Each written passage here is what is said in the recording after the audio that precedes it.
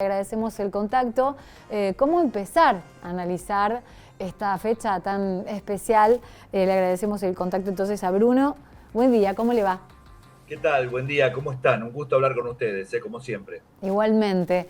Bueno, ¿qué opinas, Bruno? ¿Cómo arrancamos? Y el disparador elegí el tuit de nuestro gobernador, que es del partido justicialista, y tantas aristas, ¿no? Porque el peronismo y sus fragmentaciones, el peronismo y sus ramificaciones. ¿Cómo lo analizás? Mirá, exactamente, después de la muerte de Perón, son 50 años de la muerte de Perón, hay un peronismo para cada uno. Cada uno se define peronista en oposición a lo que no quiere ser o al peronista que tiene enfrente. Es muy simpático, es muy gracioso eso. Yo creo que estamos en un camino, en el camino final de lo que Tura Perindongui llamó la larga agonía de la Argentina peronista, ¿no? Un proceso que comienza con la muerte de Perón, exactamente. Ese peronismo que había construido una Argentina potencia, una Argentina industrial, con mucho trabajo, y donde el que trabajaba llegaba a fin de mes. Bueno, esa Argentina, a partir del 75, con el Rodrigazo, y después con la dictadura, obviamente, que generó una transformación de la que el país jamás se recuperó, jamás se recuperó. Lo que vino después fue una larga agonía de todo eso. Piense esto. En el año 74, cuando muere Perón, había 4% de pobreza en la Argentina y aproximadamente 450 villas, 450 barrios que llamados villas de emergencia. Hoy hay 50% de pobreza, luego de 5 décadas de su muerte, y hay 5.650 villas en la Argentina, de las cuales la mitad se crearon del 2000 para acá. La mitad de las 5.600 villas se crearon de 2000, es decir, es más, la mitad de la mitad en la década ganada y la otra mitad en la década perdida, como dicen algunos peronistas, ¿no? Que llaman a su propio proceso la década ganada y la otra la década. Bueno, la mitad de las villas de la Argentina son del 2000 para acá, así que fijémonos en qué estado de ese peronismo quedamos y si existe algo de ese viejo peronismo. Yo creo que no, en términos históricos, y lo digo solo como investigador, creo que no. Creo que esa Argentina peronista ya finalmente desapareció. El peronismo de los 90 fue una muestra de esa terminalidad, y el peronismo de los 2000 también, que fue muy distinto al peronismo clásico, ¿no? Fíjate, 20 años de reconstrucción, de recorrido de gobiernos peronistas, en Pero, los 90 y en los 2000, y cómo sí. terminamos hoy. Pero los detractores, por ejemplo, escuchaba o leía una columna de Fernando Iglesias en Clarín hablar de lo que dejó la doctrina peronista, ¿no? Y aquellos que, como el presidente Javier Milei en su momento, denostan y hablan horrores de la justicia social. Y esto que fue una característica del gobierno peronista, ¿no? La redistribución, el foco en los trabajadores, el sacarle al poderoso para redistribuirlo. Y eso lo traducen en el vaciamiento y en todo lo que se convirtió en la Argentina con sus pérdidas para los que no opinan de la manera a favor del peronismo. Es algo muy interesante lo que decís, porque fíjate una cosa, en términos objetivos, el gobierno peronista y la construcción de la Argentina peronista en términos económicos y sociales fue lo mejor que le pasó a la Argentina en el siglo XX. Fue lo mejor. No hubo otra Argentina y otra economía mejor que la peronista. Y esto es cierto. Con lo que yo dije antes, algunos peronistas se enojaron. Con lo que digo ahora, se ponen contentos. Pero la verdad histórica es así y hay que ser objetivo. Ahora bien, luego de la muerte de Perón, lo que queda es una lucha fratricida entre los distintos sectores del peronismo que nunca terminaron de volver a esa gloriosa Argentina de la justicia social. Ni el peronismo de los 90, ni el peronismo de los 2000. Entonces, para los antiperonistas es muy fácil y muy divertido atacar al peronismo, pero lo que están atacando es la doctrina de la justicia social a través de los líderes actuales del peronismo, que poco tienen que ver con esa Argentina gloriosa de la que te estoy hablando, una Argentina potencia, una Argentina que llegó a jugar en las grandes ligas de la economía, que llegó a cancelar su deuda externa y ser país acreedor, es decir, fue la primera vez y la única vez en la historia argentina Sí. que no solamente no debíamos plata, sino que nos debían plata. Una Argentina distinta de la cual ya no quedó nada. Y entonces hoy es muy fácil atacar eso a través de los actuales dirigentes del peronismo, que poca honra le hacen a esa gloriosa economía peronista que fue lo mejor que le pasó a la Argentina, donde un trabajador vivía de su sueldo y le Sí. alcanzaba. Bruno, ¿y cómo analizar también las diferentes etapas del Perón y en el marco en el que se da, bueno, su fallecimiento, en donde queda todo en manos de López Rega e Isabelita, en donde también un hombre preparado, un hábil político como él, ¿sabía, era consciente en manos de quién quedaba el destino del país cuando estaba yéndose prácticamente?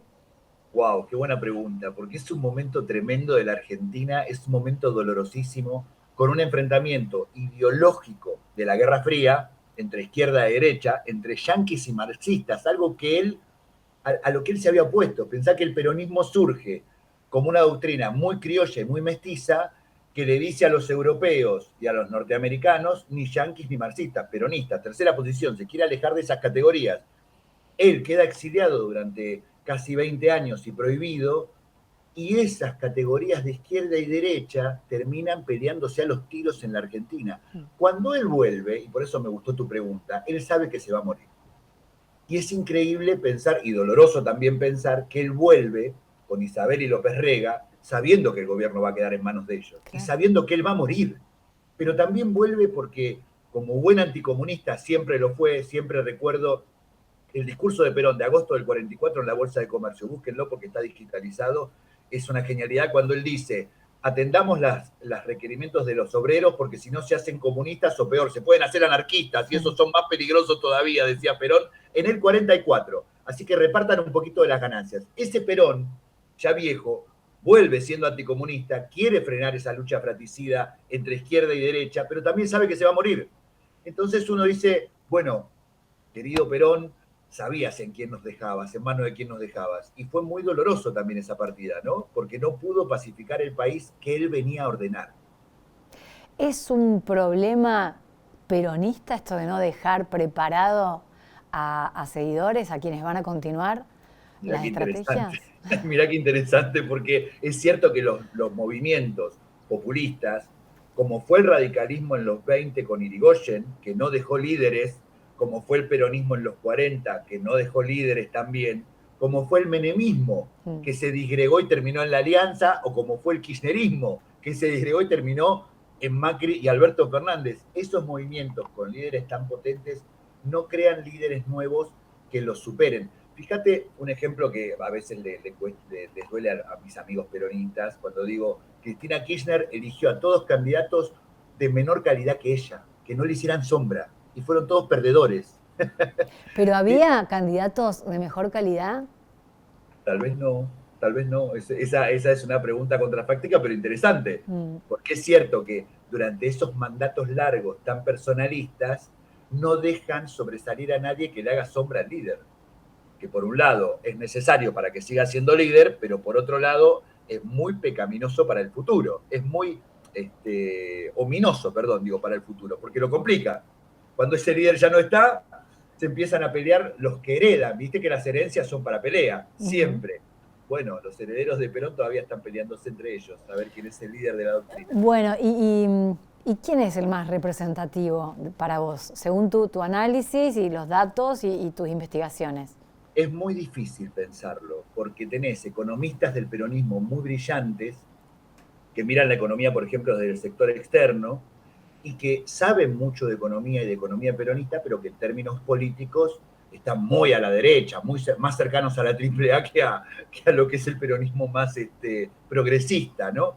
Y tenés por otro lado otros peronistas que parecen más progresistas, pero que de economía no saben nada.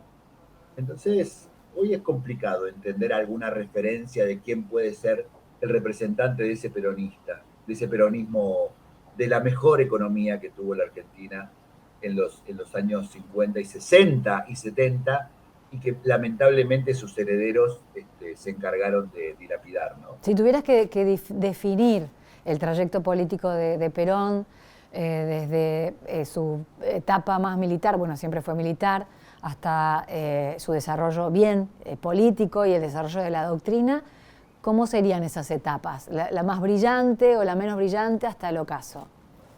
Mirá, lo más brillante de él fue la gestión al frente del Ministerio de Bienestar Social y la Secretaría de Trabajo y siendo ministro de Guerra, ¿no? Esa etapa del 44 al 46, en esa dictadura de Farrell, donde incluso hay algunas modificaciones, yo me dediqué a investigar historia económica, hay algunas modificaciones en leyes económicas que fueron muy importantes para la posteridad de la Argentina. La regulación de la ley de bancos, qué hacer con el sistema financiero en ese momento. Es muy importante lo que hizo en ese periodo, de hecho es lo que le permite ganar las elecciones en febrero del 46 y generar una política impresionante en medio de las necesidades del mundo. El mundo necesitaba alimento y nosotros lo producíamos.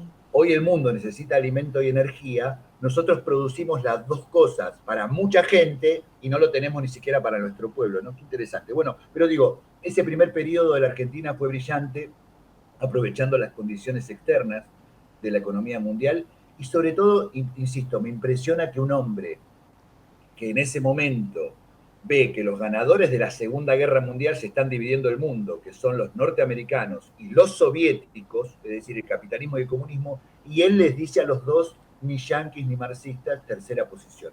Eso me parece que es una brillantez y una originalidad de la política argentina, que de hecho cuando uno viaja, viste, cuando vos viajás al exterior y querés explicar el peronismo, les cuesta entenderlo.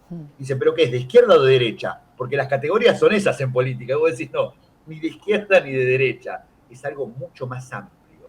Es como la Iglesia Católica. Una vez Alejandro Kaufman me dijo, mira, el peronismo es como la Iglesia Católica, tiene al Opus Dei y a la Teología de Liberación, todos bajo la misma cobertura. Y bueno, ahí estamos. Excelente síntesis. Bruno sí. Napoli, historiador, muchísimas gracias por este contacto con Punta la M. Muy amables ustedes como siempre y un placer. Buena jornada. Hasta luego, igualmente.